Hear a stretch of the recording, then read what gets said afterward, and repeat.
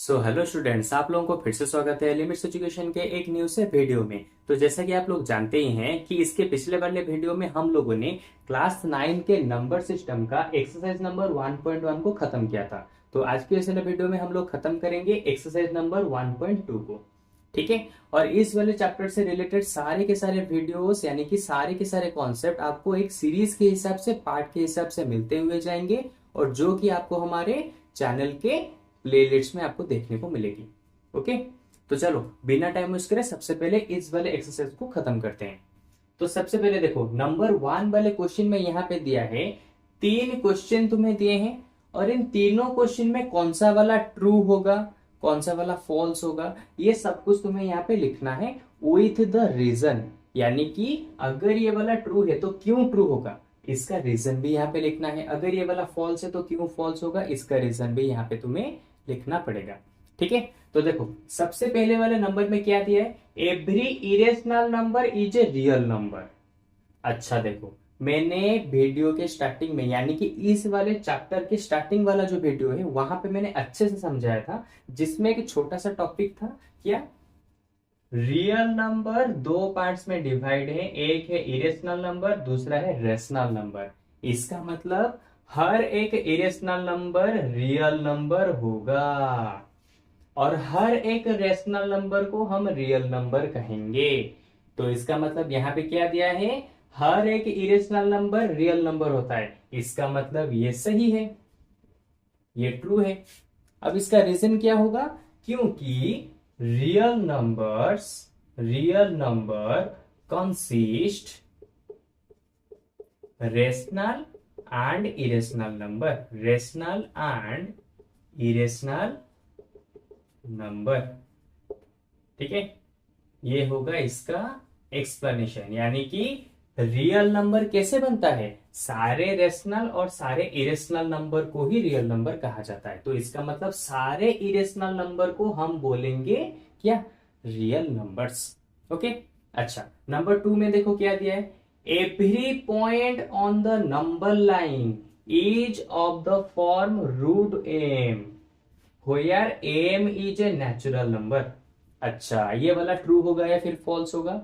यहां पे दिया है नंबर लाइन के ऊपर जितने भी सारे नंबर होंगे, लेट सपोज 0 1 2 3, यहाँ पे -1, यहाँ पे -2, यहाँ पे -3, नंबर लाइन के ऊपर जितने भी सारे नंबर्स होंगे, अगर उनका तुम रूट ओवर करोगे तो वो एक नेचुरल नंबर आएगा। क्या ये पॉसिबल है? नहीं आ सकता, फॉल्स होगा। अब तुम बोलोगे कैसे सर फॉल्स हुआ? अरे देखो, 2 का रूट ओवर करो तो एक क्या आ जाएगा, नेचुरल नंबर में भी नहीं। रूट का 2 करो, 2 का रूट ओवर करो, नेचुरल नंबर नहीं आएगा, क्योंकि 2 का रूट ओवर कितना होता है, 1.414। अच्छा ठीक है, इसको छोड़ दो, रूट ओवर का 4 करो, कितना आ जाएगा, 2। ये एक नेचुरल नंबर है, लेकिन वहीं पे रूट ओवर ऑफ 2 करते हैं तो 1.414 आता है, ये एक नेचुरल नंबर नहीं है। अच्छा, इस वाले को करो, -1 का रूट ओवर करो, -1 का करेंगे रूट ओवर तो ये कभी नहीं हो सकता, माइनस जब होगा तो उसका रूट ओवर हो ही नहीं सकता। तो इसका मतलब ये फॉल्स है। नंबर लाइन के ऊपर हर किसी नंबर को अगर हम रूट ओवर करेंगे तो वहां पे कभी भी, मतलब कि ऐसा नहीं है कि नेचुरल नंबर ही आएगा, दूसरे आंसर भी आ सकते हैं। ओके। तो इसका मतलब ये फॉल्स होगा। यहां पे कैसे लिख सकते हो reason, example root over of -2 is not a natural number. Example भी यहाँ पे तुमने देख के यहाँ पे बता दिया कि देखो भाई, अगर -2 का रूट ओवर करेंगे तो ये कि नेचुरल नंबर नहीं होगा, इसलिए तुमने जो बात बोला है वो गलत है। ठीक है। अच्छा, नंबर 3 में देखो क्या दिया है, नंबर 3 वाले क्वेश्चन में दिया है every real number is an irrational number. सही होगा गलत होगा? सिंपल सी चीज है, गलत होगा। क्या हर रियल नंबर को इरेशनल बोलेंगे? नहीं, हर रियल नंबर को इरेशनल बोल सकते हैं या फिर रेशनल भी बोल सकते हैं, क्योंकि रियल नंबर में दो तरह के नंबर्स आते हैं, एक होता है इरेशनल, एक होता है रेशनल। लेकिन यहां पे उसने दिया है every real number is an irrational, कैसे होगा? नहीं हो सकता। तो इसका मतलब है ये फॉल्स है। अब रीजन क्या लिखोगे, इसी चीज को यहां पे लिख दो, क्या, real number consist of rational and irrational number। तो लो, ये हो गया नंबर 1 के तीनों क्वेश्चन का सॉल्व, जिसको मैंने एक्सप्लेनेशन के साथ पूरा का पूरा बता दिया। ओके, तो अब चलते हैं नंबर 2 और नंबर 3 वाले क्वेश्चन की तरफ। ओके, चलो पहले मैं इसको इरेज कर देता हूं। अच्छा देखो, सेकंड नंबर वाले क्वेश्चन में क्या लिखा हुआ है, आज the square root of all positive integers are irrational, if not, give an example of the square root of a number that is a rational number। इसने कहा है कि अगर हम स्क्वायर रूट करेंगे किसको, सारे के सारे पॉजिटिव इंटीजर्स को, तो क्या वो इरेशनल होंगे सभी नंबर्स, हाँ या फिर ना। अगर नहीं तो कुछ कुछ एग्जाम्पल देके हमें बताना पड़ेगा कि कौन से नंबर्स के नहीं हो सकते। एग्जाम्पल तो बहुत सारे हैं, तो कैसे लिखेंगे देखो, आज the square root of all positive integers irrational, तो हम पार्ट पार्ट करके इसको खत्म करेंगे। सबसे पहले ऊपर वाले क्वेश्चन का आंसर देते हैं।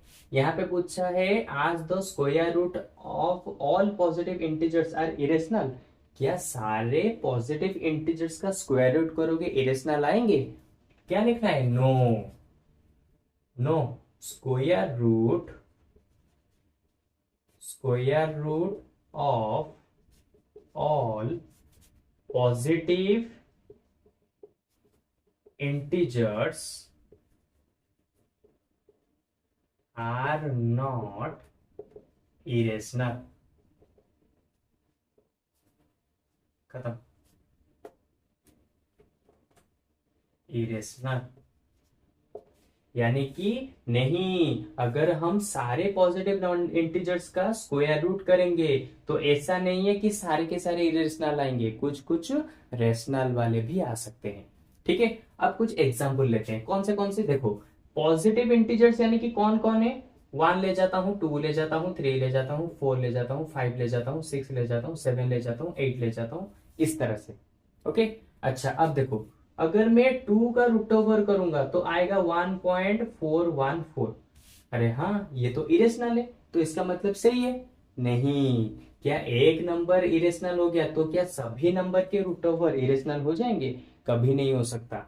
4 का रूट ओवर लो, यहाँ पे एग्जाम्पल दिया है ना, एग्जाम्पल कैसे लिखेंगे, 4 का रूट ओवर लो, 4 का रूट ओवर आ जाएगा 2, हो गया एक एग्जाम्पल। और एक एग्जाम्पल चाहिए, 9 का रूट ओवर लो, कितना आ जाएगा 3, ये तो पॉजिटिव इंटीजर्स चलते रहेंगे ना। और क्या आ जाएगा, 16 का रूट ओवर लो, क्या आ गया 4। तो इसका मतलब सारे पॉजिटिव इंटीजर्स का रूट ओवर करोगे तो ऐसा नहीं है कि सबके सब इरेशनल होंगे, कुछ कुछ रेशनल भी आएंगे, जैसे कि ये। ओके, तो लो पूरा एग्जाम्पल के साथ आंसर क्या लिखना है पूरा यहाँ पे बता दिया।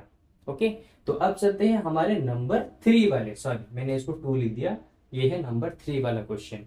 सो how root 5 can be represented on a number line, यानी कि नंबर लाइन के ऊपर तुम किस तरह से रूट 5 को ड्रॉ करके दिखाओगे। ठीक है, बहुत ही सिंपल है। सबसे पहले क्या करो, एक स्केल की मदद से बड़ा सा नंबर लाइन को यहाँ पे ड्रॉ कर दो। मैं थोड़ा सा नीचे ड्रॉ करता हूं ताकि तुम्हें समझने में आसानी हो। कर लिया, अब मैं क्या करता हूं, यहाँ पे लेट सपोज यहाँ पे 0 ले जाता हूं, यहाँ पे 1 ले जाता हूं, यहाँ पे 2 ले जाता हूं। अब तुम्हारी मर्जी, 0 और 1 के बीच में तुम चाहो तो 1 सेंटीमीटर ले सकते हो, या फिर 0 और 1 के बीच में इस तरह से 2 सेंटीमीटर भी ले सकते हो, तुम्हारी मर्जी। क्योंकि अगर मैं यहाँ पे लूंगा तो थोड़ा सा लेंदी हो जाएगा, क्योंकि मैं बड़ा बड़ा ड्रॉ कर रहा हूं।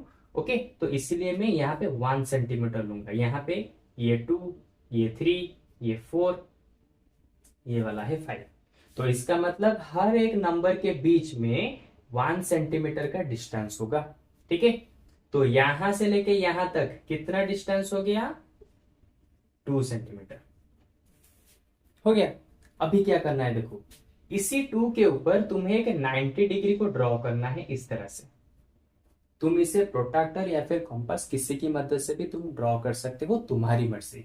ठीक है, 90 डिग्री ड्रॉ कर लिया और इसके ऊपर मार्क करना है कितना, यहां से लेके यहां तक 1 सेंटीमीटर होना चाहिए।